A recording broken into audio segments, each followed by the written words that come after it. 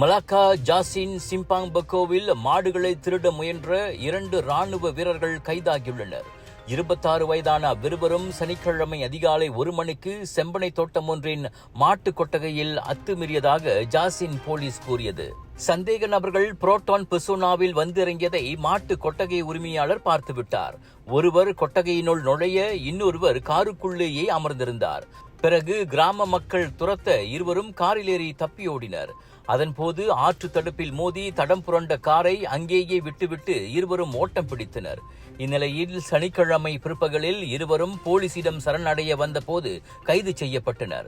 விசாரணையை முழுமை செய்வதற்காக அவர்களின் தடுப்பு காவலை நீட்டிக்க போலீஸ் இன்று நீதிமன்றத்தில் விண்ணப்பிக்க உள்ளது.